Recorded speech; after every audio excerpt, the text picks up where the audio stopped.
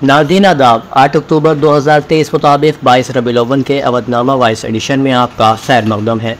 मैं हूँ उसी रज़ा और आप समाअत फरमाने जा रहे हैं अवधनामा में शाये अहम खबरों के खास हिस्से। इसराइल ने हमास की जानिब से रॉकेट हमलों के दावे के बाद ग़ज़ा में फ़िज़ाई कार्रवाई की, जिसके नतीजे में 198 फ़िलिस्तीनी जाँ बहक हो गए। फ़िलिस्तीन की वज़ारत सेहत ने बताया कि शाम 4:20 तक 198 अफराद के शहीद और 1610 के ज़ख्मी होने की इत्तला मिली है। इससे कबल इसराइल ने कहा था कि हमास की जानिब से गुज़िश्ता सालों के दरमियान किए गए सबसे बड़े हमले में 40 अफराद हलाक और 250 से ज़्यादा ज़ख्मी हुए। डॉन न्यूज़ के मुताबिक हमास की जानिब से जहाँ हफ्ते की सुबह एक तरफ हज़ारों रॉकेट इसराइल पर फायर किए गए, वहीं मुसल्लह अफराद भी शहर में दाखिल हो गए।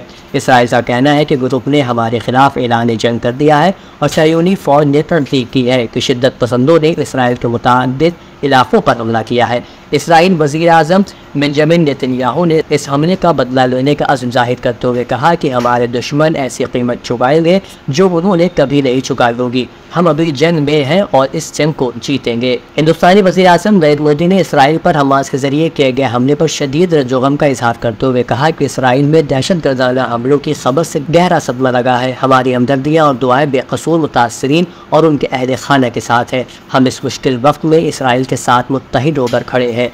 वाज़ेह है कि अम्मान ग्रुप के जरिए दागे गए रॉकेटों के बाद इसराइल में जंग शुरू हो गई थी। मणिपुर हुकूमत ने मोबाइल इंटरनेट खिदमात पर पाबंदी में 11 अक्टूबर तक तोसी करने का ऐलान कर दिया है।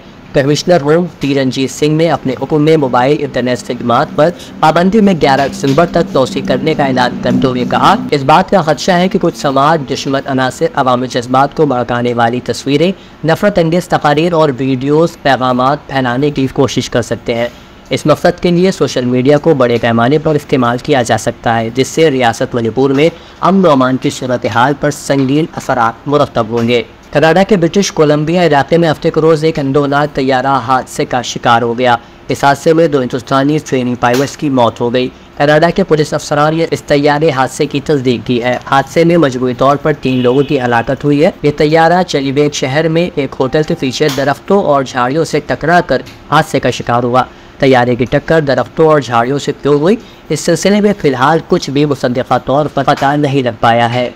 अफगानिस्तान के मगरबी हिस्से में हफ्ते के रोज़ आने वाले ज़लज़ले के नतीजे में कम अज़ कम 15 अफराद हलाक हो गए। रिएक्टर स्केल पर इस ज़लज़ले की शिद्दत 6.3 रिकॉर्ड की गई।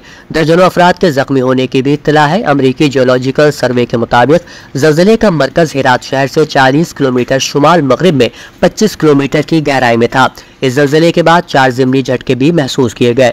इत्तलात के मुताबिक मकामी वक्त के एतबार से सुबह 11 बजे आने वाले ज़लज़ले के बाद हेरात शहर के लोग रिहायशी इमारतें छोड़कर बाहर निकल आए।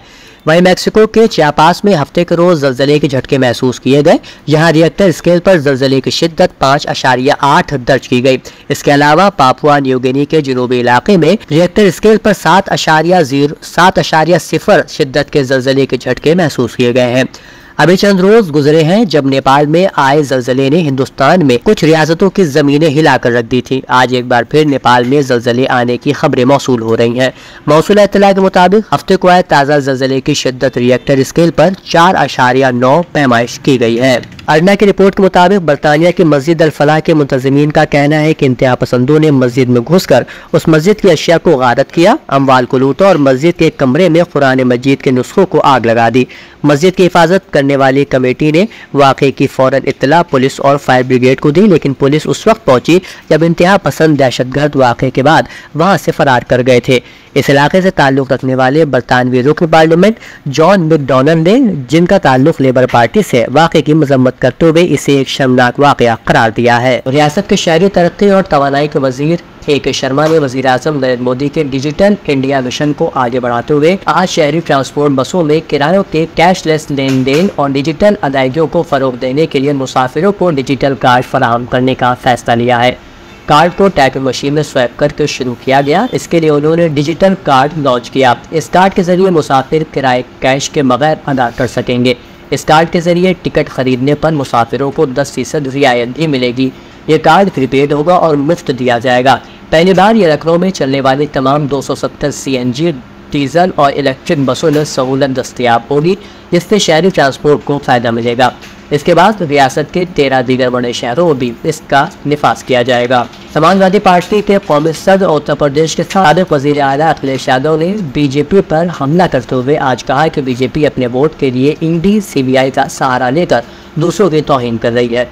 अपने ज़ाती असिस्टेंट विजय शाक्य के वालिद लाला राम के इंतकाल पर ताज़ियत करने के बाद इटावा में मीडिया नुमाइंदों से बात करते हुए समाजवादी पार्टी के कौमी सदर ने कहा कि जो सरकार में रहता है वो ईडी, सीबीआई और इनकम टैक्स जैसे इदारों का इस्तेमाल करता है। आज बीजेपी हुकूमत है, लेकिन बीजेपी ने सारे खुद ही फलांग दिए हैं। जामा मस्जिद शाही पीरा शाह पीर मोहम्मद लखनऊ के शरीक मुतवल्ली सैयद शाह वासिफ हसन वाइजी ने एक प्रेस रिलीज के जरिए कहा कि अदीब के शुरोज पब व वोट के कायम मकाम चेयरमैन मौलाना नईमुर रहमान साहब ने टीले शाह पीर मोहम्मद टीले वाली मस्जिद के हालिया हम दोनों भाइयों के रिहायशी गेट पर ताला लगाए जाने के मामले में जो हमारे दरमियान मुसाइदत कराई थी वो इनका काबिल सताइश अमल था। मैं उनके इस अमल की सताइश करता हूँ, लेकिन मसालियत के बाद भी मेरे बड़े भाई पर कोई खास असर नहीं पड़ा। जहाँ तक मैं समझता हूँ कि हम भाइयों के दरमियान मुसालहत उस वक्त तक मुमकिन ही रही जब तक हमारे इंटरनल मामलात का पूरी तौर पर तस्दियाब ना हो जाए। उर्दू ड्रामा मुश्तरका तहजीब का लंबरदार है। इस फिल्म में ज़िंदगी के मुख्तलिफ पहलू रोशन होते हैं और समाजी मसाइल से आगाही होती है। इन खैरात निज़ार प्रोफेसर मोहम्मद काजिम शोबा उर्दू दिल्ली यूनिवर्सिटी ने खुमकुंजू बस पीडी कॉलेज में असर हाजिर में उर्दू ड्रामा के मौजू पर ख़ुसूसी तकरीर करते हुए किया। उन्होंने मजीद कहा कि ड्रामा खेलने की चीज़ है। आज उर्दू ड्रामा खेला जा रहा है और आज इसकी ज़बान लिखी हुई नहीं है। उन्होंने ड्रामे के फ़न पर तफसील से रोशनी डाली। तलबा के सवालात का जवाब देते हुए उन्होंने कहा कि ड्रामा में हम एक्टिंग नहीं करते, रिएक्ट करते हैं। हर अदाकार एक्शन के बाद रिएक्ट करता है। आज का ड्रामा हमारी बात देखने वालों तक पहुंचाने में कामयाब है। अवधनामा में शायद जहानुमा खबरों के मुताबिक पाकिस्तान के निगरां वज़ीर ख़ारजा जलील अब्बासी जिलानी और अफ़गानिस्तान के वज़ीर ख़ारजा अमीर खान मुत्तफ़ी एक बैनुल अक़वामी कॉन्फ्रेंस में शिरकत के लिए चीन के खुद मुख्तार इलाके तिब्बत में थे। दोनों मुल्कों के दरमियान बढ़ती हुई कशीदगी के दरमियान दोनों रहनुमाओं ने तबादला ख्याल किया। पाकिस्तान दफ्तर खारजा की तरफ से जारी बयान के मुताबिक जिलानी ने उन चैलेंजेस का जिक्र किया जिनकी वजह से इलाक़ाई अमन और सलामती को नुकसान पहुँच रहा है, जिन पर मुश्तरका लाए अमल के जरिए बाहमी ताउन के जज्बे से इक़दामात के जरिए काबू पाया जा सकता है। गो के दोनों रहनुमाओं के दरमियान होने वाली बातचीत की मज़ीद तफसीलात नहीं फराहम की गई। ताहम ज़राए के मुताबिक अफ़गानिस्तान में दहशत गर्दों की पनागाहों का मसला बातचीत का अहम मौजू था। ज़राए का कहना है कि जिलानी ने वाज़े तौर पर कहा कि अफ़गानिस्तान को दहशत गर्द ग्रुपों के खिलाफ अपने वादों को पूरा करना होगा। ज़राए के मुताबिक अफ़गान वज़ीर ख़ारजा ने अपनी हुकूमत के इस मौक़िफ़ का इआदा किया कि काबुल पाकिस्तान समेत किसी मुल्क के खिलाफ किसी को भी अपनी सरजमीन का इस्तेमाल करने की इजाज़त नहीं देगा। जनूबी अफ्रीका के शुमाली सूबा कैप में फौजी तरबियती अड्डे में आग लगने से 6 फौजी जवानों की मौत हो गई और 3 दीगर जख्मी हो गए।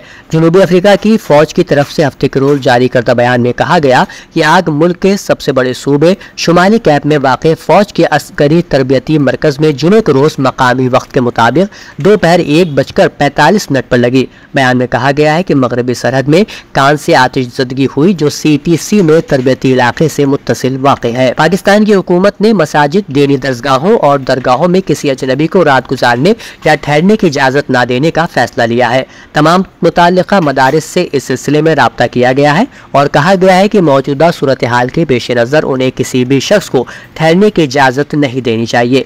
ये हुक्म इस्लामाबाद दारुल खिलाफा के लिए जारी किया गया है क्योंकि हुकूमत को अंदेशा है कि इंतहा पसंद तंजीमों से ताल्लुक़ रखने वाले कई जंगजू मसाजिद और मदारिस को छिपने के लिए इस्तेमाल करते हैं और अक्सर वहीं शब गुजारते हैं। ये फैसला गुज़िश्ता दिनों दहशतगर्दी की बढ़ती हुई सरगर्मियों के पेश नज़र लिया गया है। तुर्क मुसल्लह अफवाज ने मुल्क में कलदम वर्कर्स पार्टी ऑफ कुर्दिस्तान यानी PKK के 15 ठिकानों को तबाह कर दिया। वज़ारत दिफा ने बयान में कहा कि तुर्की की सिक्योरिटी सर्विसेज इनकरा के मरकज़ में वज़ारत दाखिला की इमारत के करीब इतवार की सुबह दहशतगर्दाना हमले की कोशिश के बाद मुल्क भर में इंसदाद दहशतगर्दी मुहिम चलाई रही है। वज़ारत ने इन वाक़यात के बाद शुमाली इराक़ और शाम में PKK के दहशतगर्दों के ठिकानों पर फ़िज़ाई हमलों की इत्तला दी, जिसमें नाम निहाद हेडक्वार्टर, पनाहगाहों और गोदामों समेत 15 मकामात को तबाह कर दिया गया है। नामा में शाये मज़ामीन को मुकम्मल तौर पर पढ़ने के लिए अवधनामा की वेबसाइट www.awadhnama.com पर विजिट करें और ई पेपर पर क्लिक करें।